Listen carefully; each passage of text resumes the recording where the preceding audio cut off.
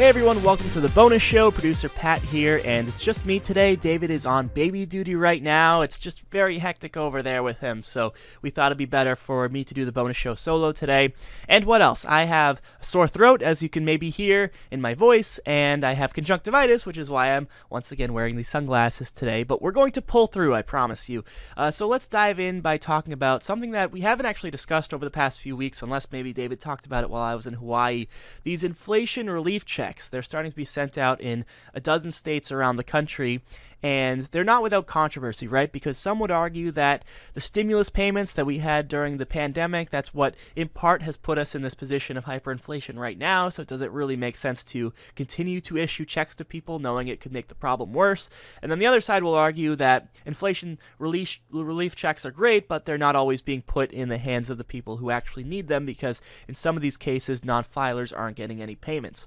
So let's start with the big one that everyone's talking about, the stimulus out of California. They have $17 billion in aid money going out to people, 23 million Californians, in fact, and the payments range anywhere from $200 to $1,050.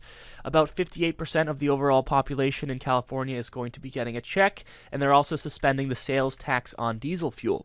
Now, there's been uproar because people who aren't filing taxes in the state aren't getting checks. Say they live on Social Security, or they don't make enough money where they need to file taxes in the state because they earn under $20,000 a year. They're simply just not in the filing system, so they're in a situation where they probably need the money more than anyone else, right? But they're just not eligible for the payments.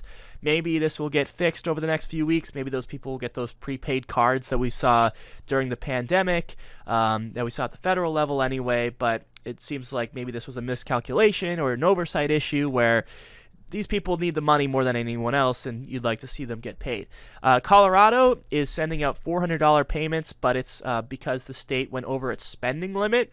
They have something called the Taxpayers' Bill of Rights, and so this money wasn't issued by Congress or anything like that. It was just automatically generated because they went over budget. Delaware is giving out $300 checks.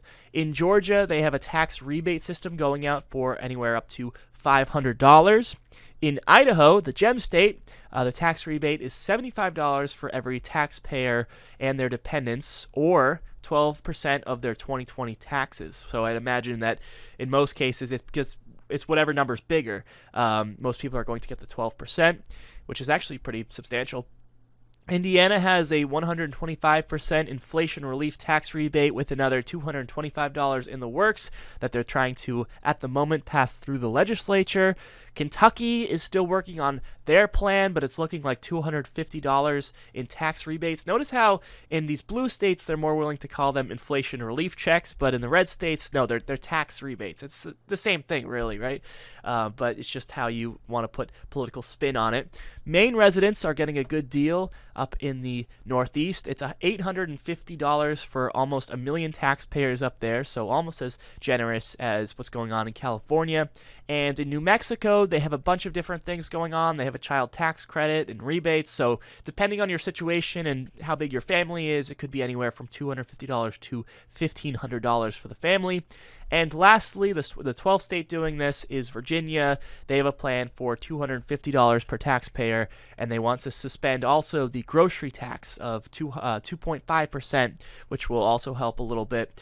Now, absent from these conversations in all these different states, and absent from really what I've touched on throughout this, is whether this is a good idea, because people could say that the stimulus checks are what got us in trouble with this all in the first place. My sense is that when you look at what caused some of this hyperinflation, you really have to look at the demand that's been picking up now, and that supply can't really meet the demand post-pandemic because we're still dealing with shutdowns in certain areas of the world and that sort of thing. You also have the Russian war in Ukraine, and yes, I'm sure some of the stimulus during the pandemic did contribute to this, but we also have to not forget about those PPP loans that in many cases were forgivable. There's so much talk about, oh yeah, this is because of the stimulus payments of $800 or $1,000 here and there that people got, or the unemployment benefits, but it just seems like many of these politicians and media figures who are talking about all that stuff, they're not talking about how, yeah, there was also PPP money, and that was in many cases hundreds of thousands of dollars, millions trillions of dollars. So if you want to talk about an inflationary scare that can come from money in the hands of people, look at the businesses too. Don't leave them out of the equation.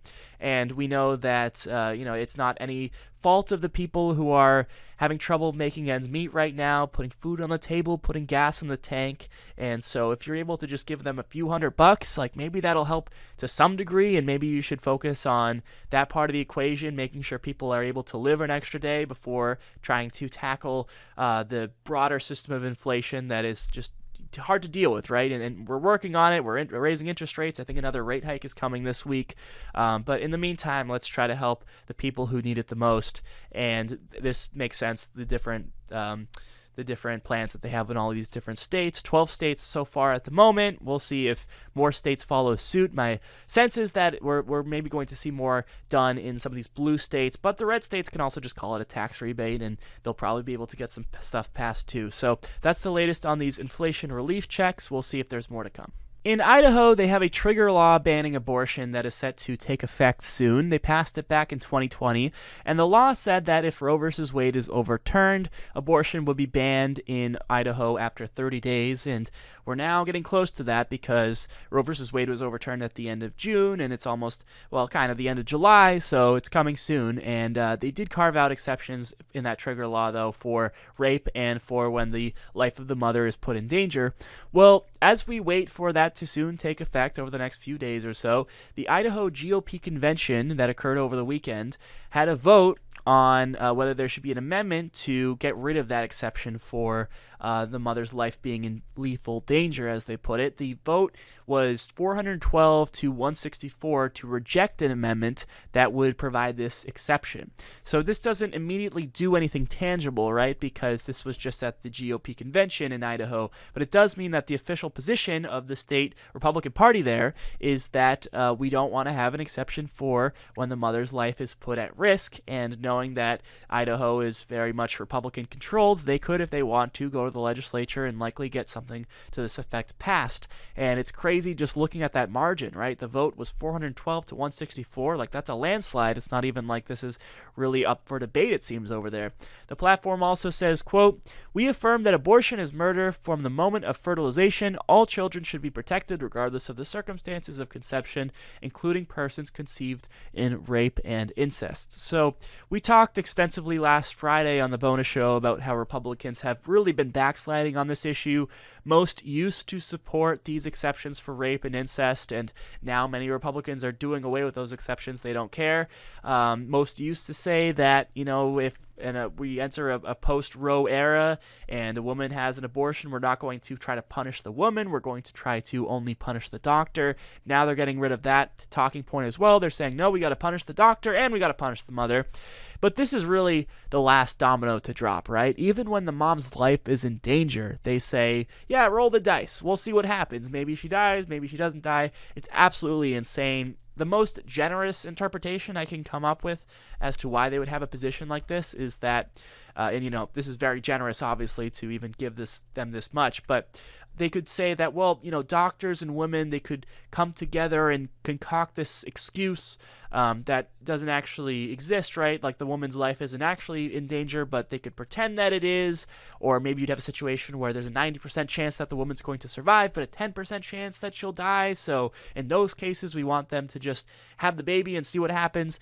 The most egregious interpretation you can come up with, in my view, is that they'll say, women used to die in childbirth all the time. It used to be normal, and if that's what happens, that's God's intent. We shouldn't play with the rule of nature and all of that. And so, if the mother dies from childbirth, that's okay, because at least the baby may survive. So it's absolutely sick. We need to highlight that there are these stories out there in the country where these just draconian things are happening, like with that situation where the 10-year-old girl got impregnated and had to move to a different state or travel to a different state in order to get the procedure done. We have to talk about how they're trying to get rid of these exceptions for rape, incest, and for the life of the mother, and they're just trying to set us back hundreds of years, really, on this issue. So that's the latest on the abortion issue in this country, and I'm sure there's going to be more cases like this to come as the Republican Party gets even more extreme than we could have possibly imagined. I thought I'd wrap things up today by doing a quick follow-up on a story that I'm sure many of you are familiar with. This story having to do with a bunch of staffers for Stephen Colbert's Late Show getting arrested due to alleged unlawful entry to the Capitol. They were at the Capitol about a month back to record this segment for the show featuring Triumph the Insult Comic Dog, and they were allegedly, while they were there, told to stay with a member of Capitol staff the entire time. And the police responded to a complaint about the staffers at the Longworth House Office building. They showed up, they questioned them, they found that they were unescorted and without congressional ID in the 6th floor hallway. The 9 staffers were then arrested for unlawful entry because they didn't follow the directions. And now we're learning that federal prosecutors are refusing to prosecute the case. So that's the update. There's not going to be any charges.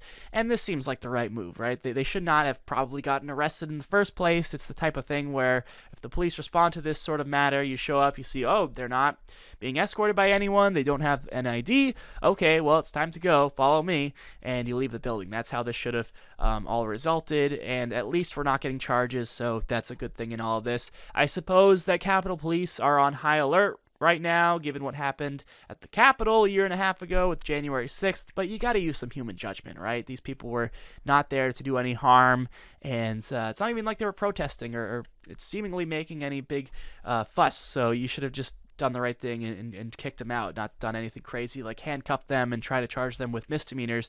But it's wild to see the right wing's reaction to this, because they're saying like, oh, this is a total double standard, right? Because clearly the Colbert staffers, they were trying to launch an insurrection, so they should have gotten the same treatment as the Capitol rioters. Clearly these are two different things, right? These are apples and oranges. One was a situation where you had a bunch of Trump supporters beating up cops and trying to be part of this movement that was going to overturn democracy in the United States. The other thing was they were just trying to record a skit for a late night show. I mean, there's clearly, this is not a double standard, right? These are just two different situations that went on, two different standards that we can hold people to. So that's the latest on this story. We can finally put a bow on it. Stephen Colbert's staffers not going to get charged for alleged unlawful entry to the Capitol office building. All right, that'll do it for today's bonus show. Hopefully things go back to normal a little bit more tomorrow and for the rest of the week. Maybe I can start to take off my sunglasses as my pink eye heals up. We'll see. And at any rate, I'll see you tomorrow.